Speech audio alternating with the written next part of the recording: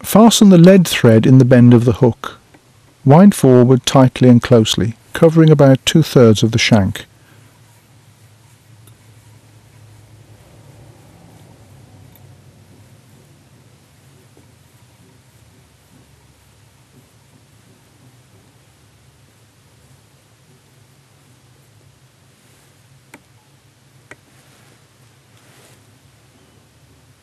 Wind on another layer, making sure that the second layer doesn't cut into the first.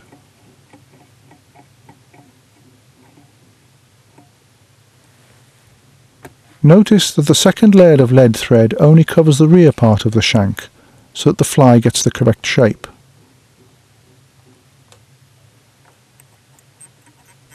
Wind a lot of thread over the lead line so that it's completely enveloped in a sort of binding thread sock.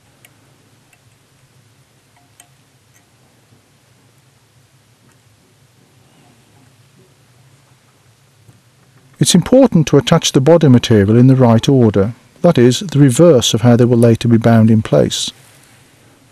Start with the material that will be bound in last, in this case a length of gold wire, which will serve as ribbing.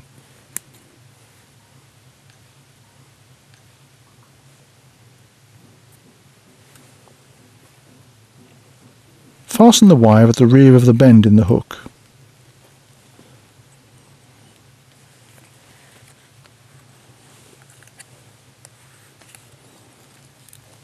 Cut a suitably wide strip of thin skin to cover the fly's back. Use a sharp scalpel to get a clean cut.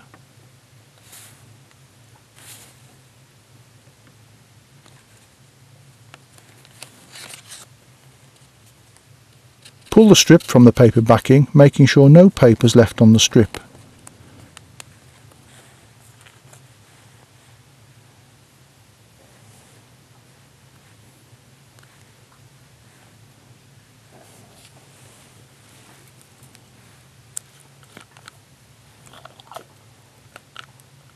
To make the fly even stronger, brush a coat of varnish over the leaded part, adding yet another protective layer. There's nothing more annoying when you're fishing than when the lead breaks and an end sticks out.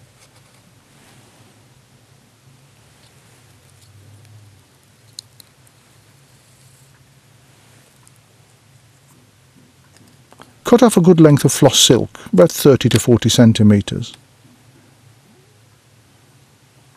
Wet one end of the floss silk, it'll be easier to work with.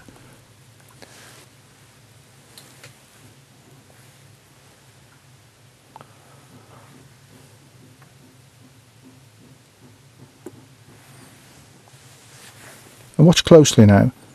Fasten the silk on the underside of the hook. From where you fasten the floss, allow a long stump, 3 to 4 centimetres, to point back to the tip of the hook.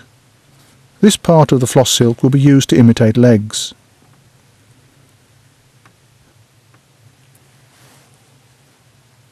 Fold back the longer stump of the floss silk. This is a bit tricky. Wind supporting thread behind the legs so that they point straight down.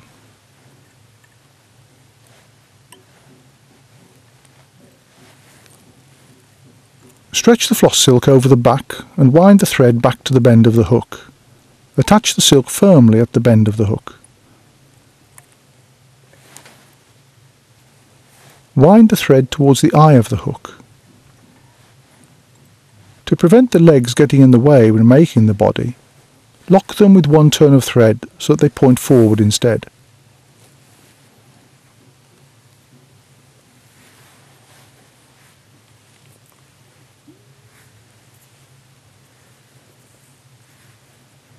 Wet the floss silk again and note that the first turn of silk will be wound on as normal.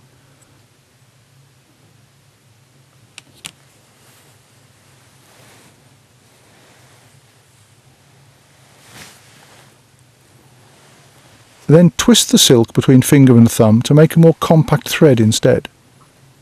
And you can see the difference. The left thread is thinner than the other, but much more compact.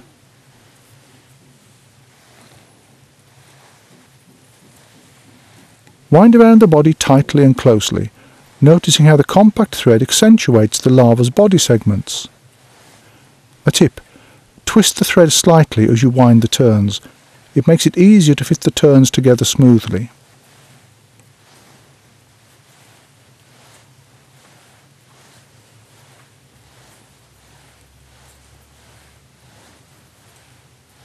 Wind the floss silk all the way to where the legs are fastened.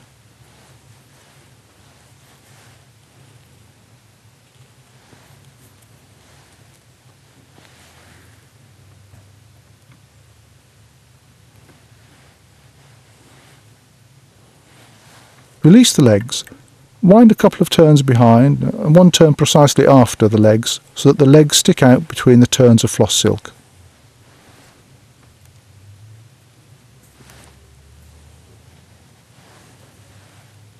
Wind the floss silk onto the eye of the hook and fasten it.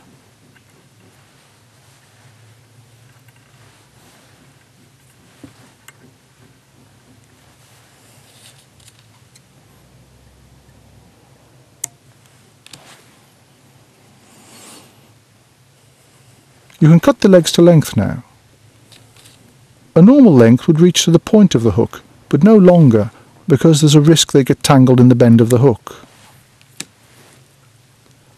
Fold the thin skin strip forward and fasten it with 2 turns of thread at most.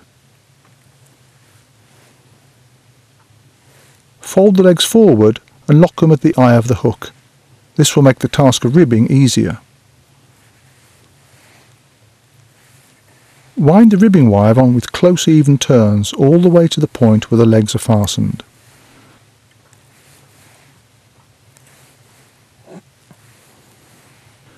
At this point, release the legs and the thin skin strip and continue ribbing over the floss silk.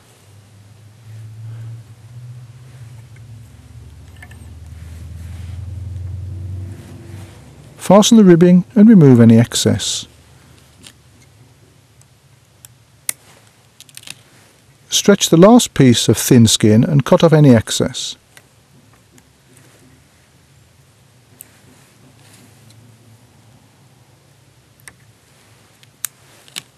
Wind a small head. Take care not to use too much thread.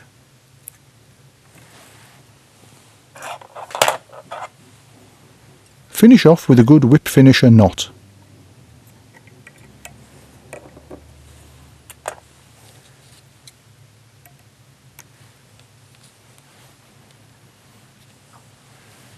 If you like, use a black or brown marker pen to colour the back.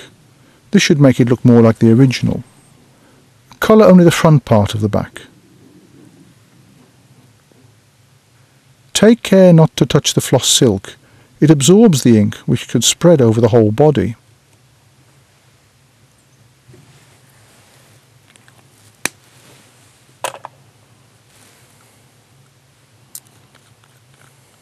Fix the marker ink with a thin coat of varnish.